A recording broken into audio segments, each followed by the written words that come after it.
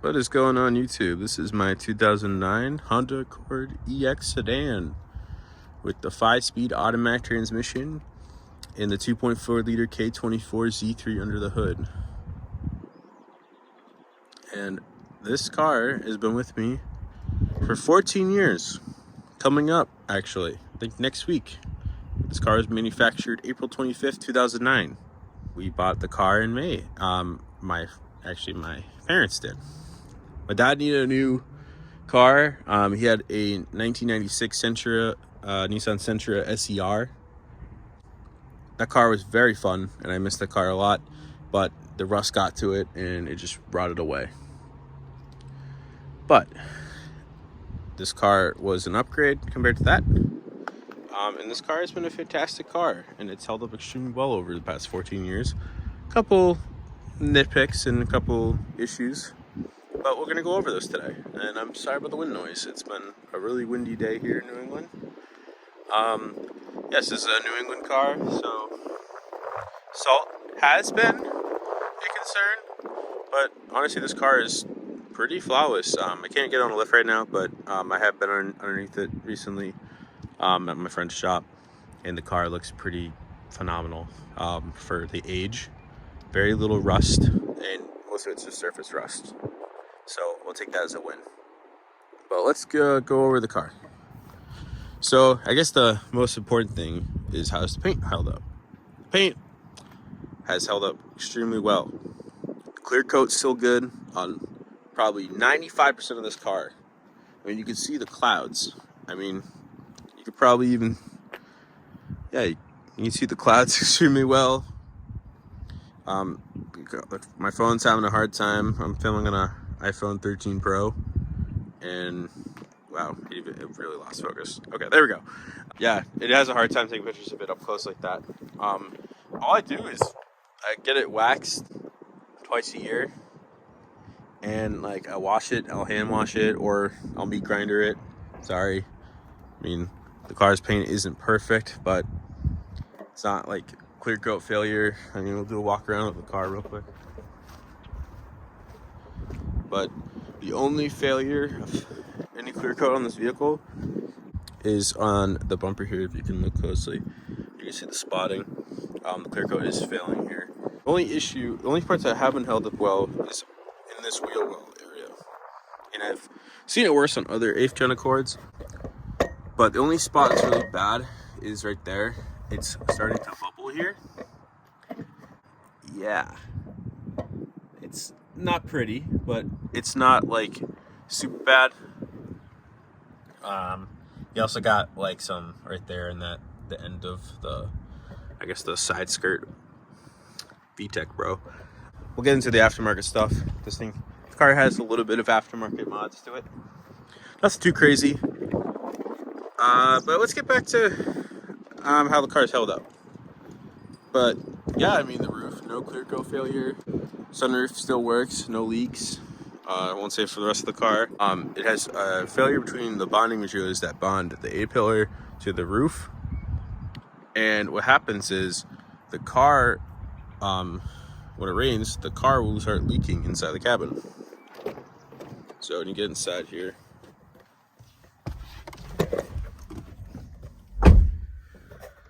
so now we get escape from the wind. So right there, you can see on someone would like to not do that. Water will leak in through here and also over here. Ooh, new Type S. Let's kind of take a look of how the interior is held up, because this is probably where this car shines the most. In my opinion, the 8th gen Accords have a timeless interior. There's only a couple things in this car that look kind of outdated, like this area. I'd say like the screen there. I mean, when it's off, it looks nice, but I mean, it's kind of old. But we'll put the key in the ignition. I'll do a little startup. But the gauges on this car I love these. A lot of people say they're kind of plain and boring. I love them. I think it's a nice looking gauge cluster. Nothing too crazy. It's kind of homage to the older Hondas from the 90s. They even brought it back for the 10th gen Accord, and even the 11th gen has the circle gauges. This thing has no automatic headlights. It's just switch. I did do LED upgrades for all the lights in the front of the car. This car does have vehicle stability assist. This is actually the second core generation to have that. The 7th gen got it, I think. Everything works. No issues with that. The only thing is all the climate control lights are no longer functioning. I don't know if it's from the leaks and it shorted out a fuse for them or something. I don't know. It all started in 2020 where just this set went out, and then it went to these, and then it went to these. These still light up. Even the passenger airbag light, this has actually been replaced. This went out and it caused the airbag light to go on. So if you guys have airbag lights on your 8th gens, make sure this comes on. Make sure this is working. But, so, yeah, because that wasn't working for a while. But besides that, I mean, all the materials in here have held up. No rips in the seats. This car has 118,000 miles on it. No lights on the dash. Wait until the check engine light turns off. But full tank of gas. But this car, everything really works. All the lights, window switches, all the controls. I mean, they kind of make weird sounds. Windows work good. Automatic driver and passenger windows. The pleather, I guess you could call it. It's starting to bubble, but nothing too bad. It's starting to kind of bubble up here. The EX has got the more premium materials in them, so it has like the softer like rubber. The original armrest did completely disintegrate, but I mean, it still has like everything in there. I added Bluetooth using this piece right here. It plugs into the aux, and then that is like a Bluetooth unit, and you can catch your phone, and it actually works pretty well. Doesn't get weird with the RPMs or anything like that. Yeah, so I have the Brid pillows on both the passenger and driver seat. I think it makes the seats look a little bit nicer. I have a hat on there. I do really like the seats in this car. They're like really huggy, like bucket seats. They're better than the LX seats. I've sat in the LX and the seats are not as like deep. But a little bit bubbling in that door. Really only imperfection in the interior is this little scuff that's from. Yeah, down here, a little bit scratches in the glove box, but everything works. I mean, like, I just love this interior. The interior in this car is super nice. Handbrake still works. Everything works great. I love like the cup holder hider. A little dirty in there. I added this red stitched armrest after the original one ripped. The back seats have held up extremely well. There's the tripod I was using. But like no rips or anything like that. I mean, it's a Honda. I mean, like it really can't like go wrong like with the interiors. These interiors hold up extremely well. Like there's nothing like no wear on like any of the buttons or anything like that. Like you'd see in like even I see in like my friend's Lexus ES350, like there's like worn out driver's controls on the doors, and his is a year newer than my Accord. It has a new mirror. There's me. Hello. I'm using Bose Quiet Comfort headphones as a microphone. Yeah, you can see the LED daytime running lights. I still have an accessory mode. Not accessory mode, but what do you call it? The sunroof does still tilt and open flawlessly. No issues there. Sunglass holder still works. I found this on the web. Oh, thanks Siri. It does have the OEM floor mats, the all-season floor mats, which like are extremely hard to find. I did put a new brake pedal cover on because the old one was really rubbed off. It does have the stereotypical guy like LED floor lights that like people call them the fuckboy lights or whatever. And let's give her a little start. Starts right up, no problem, no VTC rattle. That was actually fixed last summer by a good friend of mine who I bought the part and I paid him to install it, and he's a factory trained technician for Honda, and he did like a super good job. I mean, the thing runs flawlessly. It delivers even better fuel economy. And let's get to the heart of the beast. This is the K24 Z3. From factory, it makes 190 horsepower and 162 pound-feet of torque. This is the same engine from the second generation TSX. It just makes like 13 more horsepower or something like that, or it's like 11 more horsepower. I do have the short ram Takeda intake. I guess I'm getting into more of the mods now, I guess. It does come stock with a power bar. I decided to make the new thing. It's one of the first things I ever put in the car. When I got my Canon drop-in filter. Yes, that was one of those. Everyone's done that. I mean, it's got a Mugen oil cap.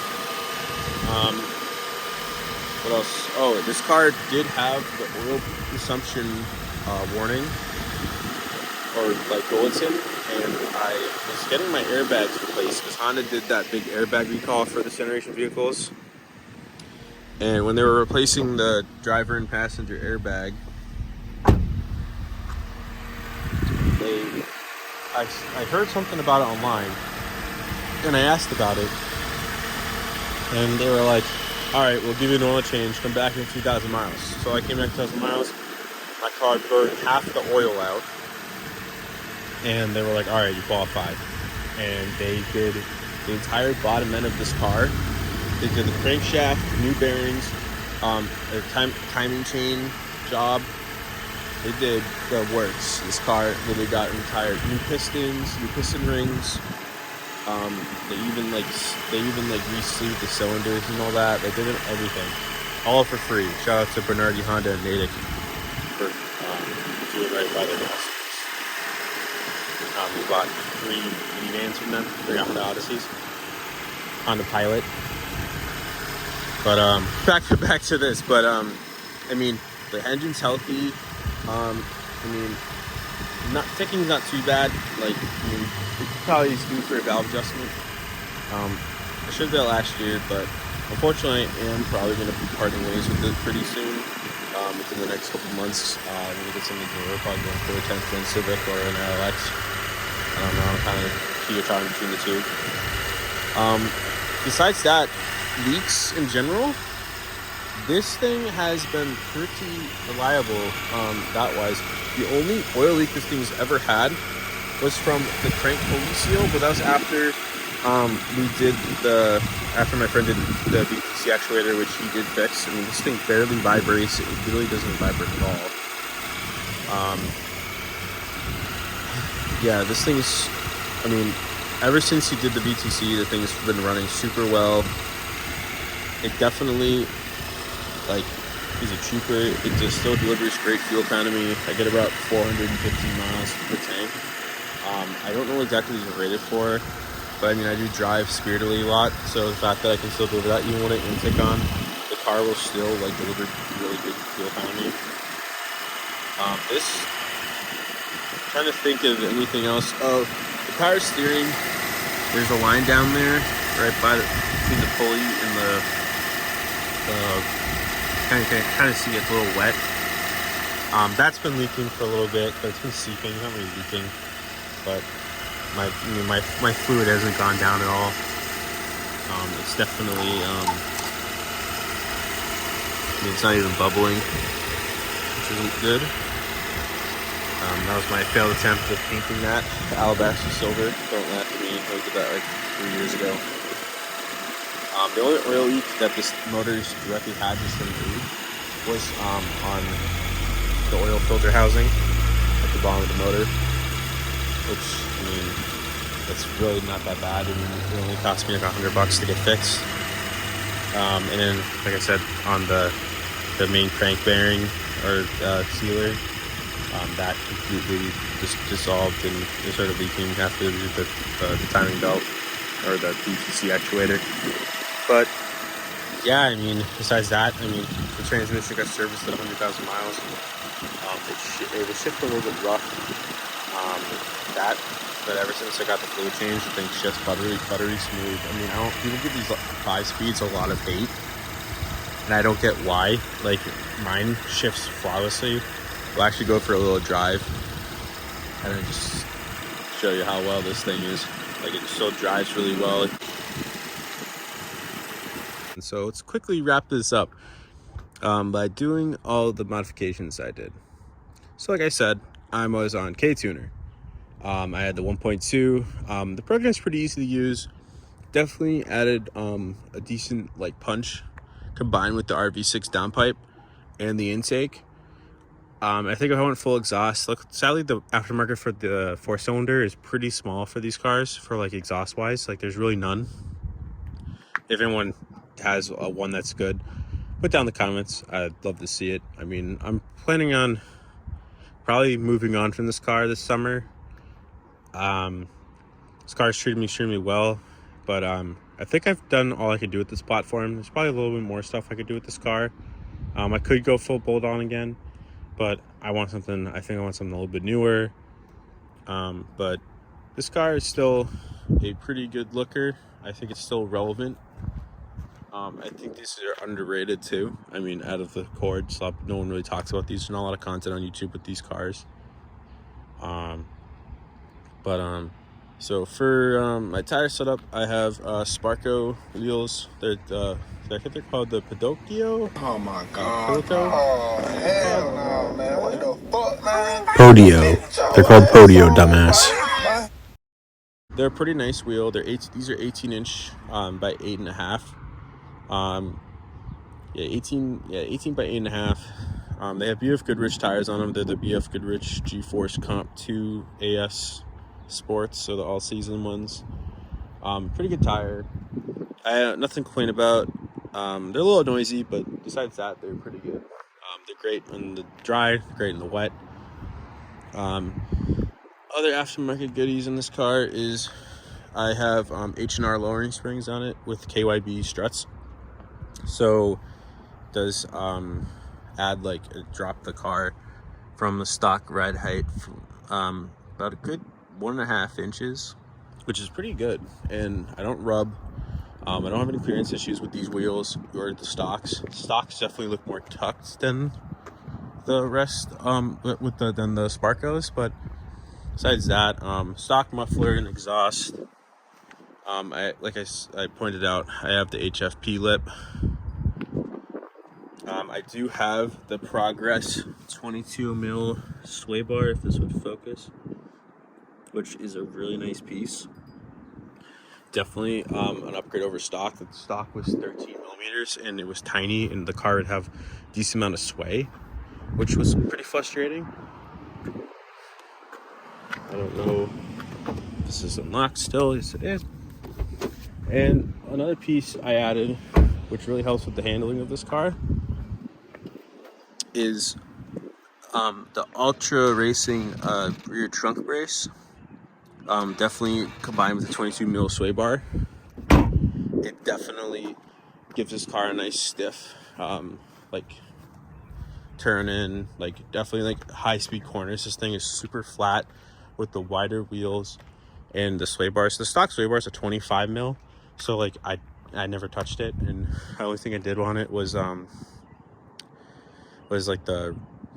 bushings and the links. That was it.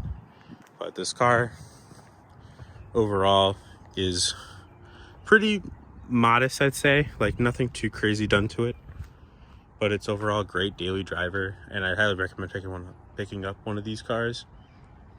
I mean, besides the leaky roofs, which you can kind of fix yourself, you just kind of have to have some little know-how. They have to take off the roof spats. You also want to watch out for the VTC actuator issue. If you leave that alone for long enough, the engine will detonate itself, essentially.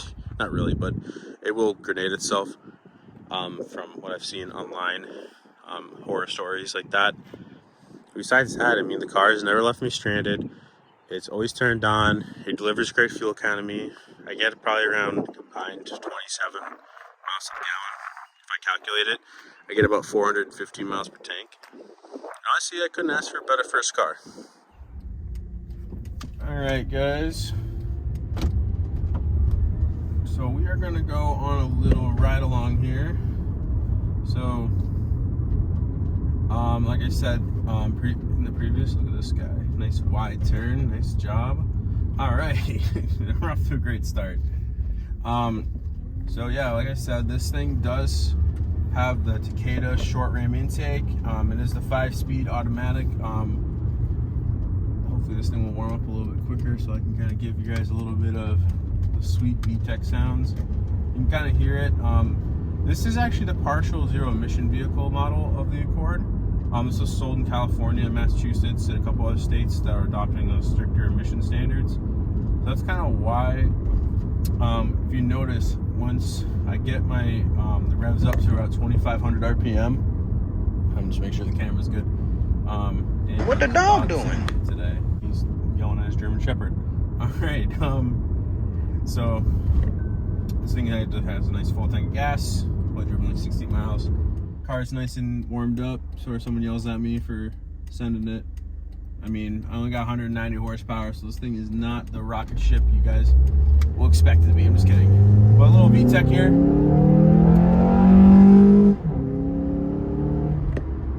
Yeah, a little bit uphill VTEC right there. Only 45 miles an hour. That was only like half throttle. With the intake, it really does improve the throttle response. Once again, this is the Takeda short ram intake.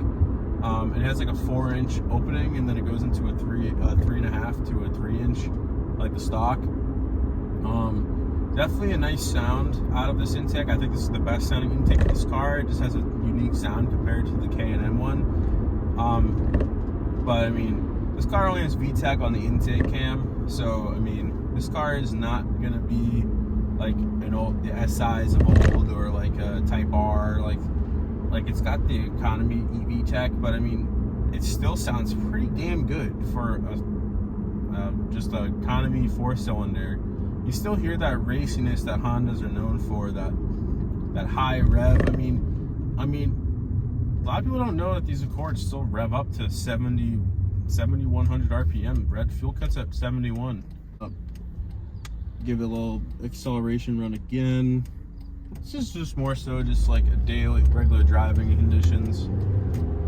But I mean, even like just like that, like it gets a little bit louder because the partial zero emission vehicles, they have a different the exhaust, and what it does is it allows both exhaust valves to open underneath a certain RPM threshold. So after 2,500, the car will get noticeably louder. Of course, we're stuck behind this Camry going underneath the speed limit here.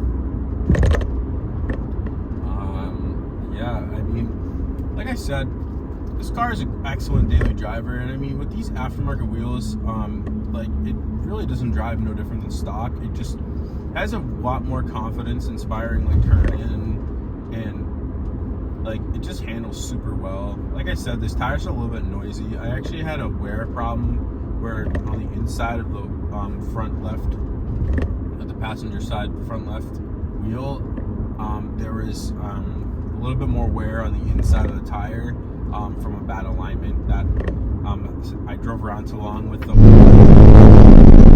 This person literally just braked for a squirrel. That's on camera. But overall, I mean, this car is like, it's a fantastic daily driver. I mean, you don't get the amazing amenities. Like the EX, you get a little bit more. You get like the better motor. So it's a little bit more punchy. It handles better. You have you have heated mirrors. You get the compact 6 CD changer, which no one uses anymore. It's an ancient piece of technology. Yeah, I mean, besides that, the sunroof, you get a nice, the nice sunroof it's nice. You get the powered windows. You get all the stuff in the car is lighted. You get a little bit better. You have better seats. The materials almost Alcantara. Like, it's very nice and soft. It's lasted extremely well over the past couple of years. It's just a really great car. I mean, it's a great first car for anyone who's, give a little bit of VTEC here. This car is by no means fast. It's definitely just like a basic, Econo box. I wouldn't say econo box, but it's definitely just like a very... We'll actually shut off the ESA here and we'll give it a little bit of a launch.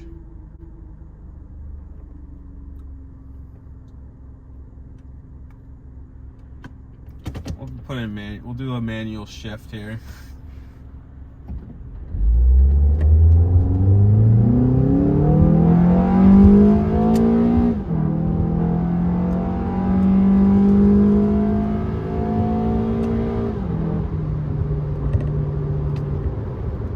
So yeah, I mean, the thing gets out of its own way. I think the biggest issue with this car is the problem with the transmission is definitely an economy transmission. Like it's very smooth, but I mean the gearing is super long. Third gear is so long. I mean, you probably can barely hear me over that, but and you also got like a little bit. You know, the cabin's a little bit creaky. I mean, it's not bad. It's. I mean, the build quality is extremely, very nice in this car. Besides the leaky roof, I mean, that's really the only build quality issue with this car was that. I mean, everything else is pretty bulletproof in this car. I mean, I just changed the oil in this car and do the brakes.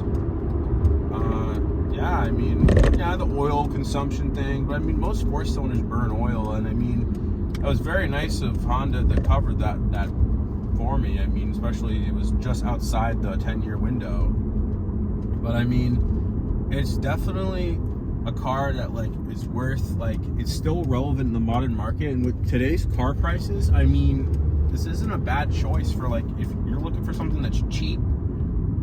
These are getting down into the $10,000 range, even lower, and like for like a decent mileage. I mean, this one has 118,000 miles, and I mean, it still drives and it still feels like a new car.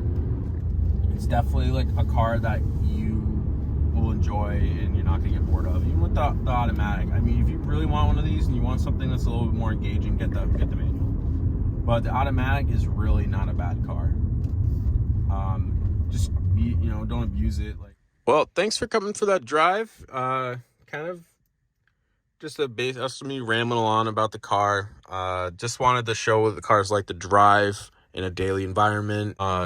Yeah, I mean, it wasn't really the best POV. I mean, I had it rigged onto this monstrosity, but it worked. But yeah, I mean, I want to definitely get into like this like review kind of content. Also, like maybe a couple like I do have a couple cars lined up that I like to review on. Nothing too crazy, just like some regular traffic and a couple of my friends' cool cars. But I also have a friend that has a 1990 Honda Civic, and definitely want we've been filming videos for it for about 2 years almost, and the car is almost complete. It's, as of this video, as of I think, is it April? It's April 18th, and it's right now currently in the body shop getting painted and all the rust repaired. And definitely when that thing's done, I think I'm gonna finally release the entire video series of that Civic.